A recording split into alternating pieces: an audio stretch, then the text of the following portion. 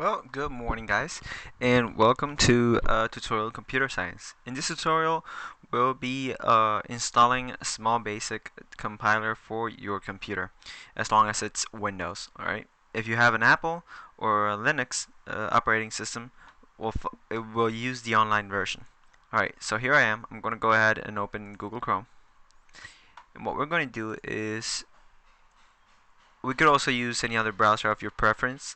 If you have compatibility issues, if for some reason it's not loading the page or something, try another browser and see how it goes. Now, over here in the URL, I'm just going to type small basic. You could do that right here on the bottom of the search bar. Small basic here. We're going to go to the one that says smallbasic.com.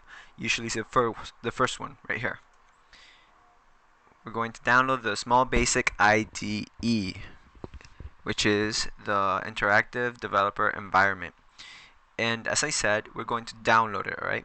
As long as you have a Windows operating system. If you have a Mac or a Linux, you could go ahead and start coding online, and it will take you to the IDE, but an online version of it. So it might be a little limited. There might be a certain visual aspects of it that will be different, but don't worry, the functionality will be the same.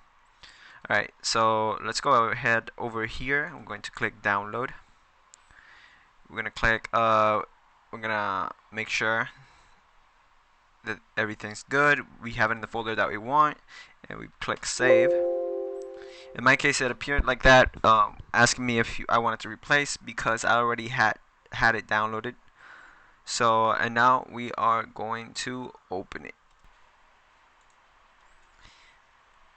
In some browsers, I might ask you if you want to run it or save it. You just click on run, and then this small window is going to open up, and then we just click on next.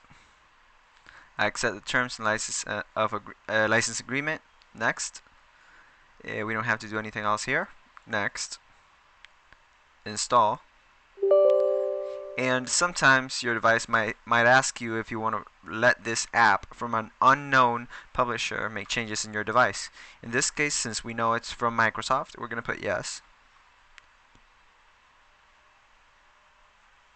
And then finish. And voila! Now you have Small Basic IDE in your computer. To check it out, we could just press the Windows key and then type Small Basic. And look at it here. And it works just fine. Ta-da! Perfect.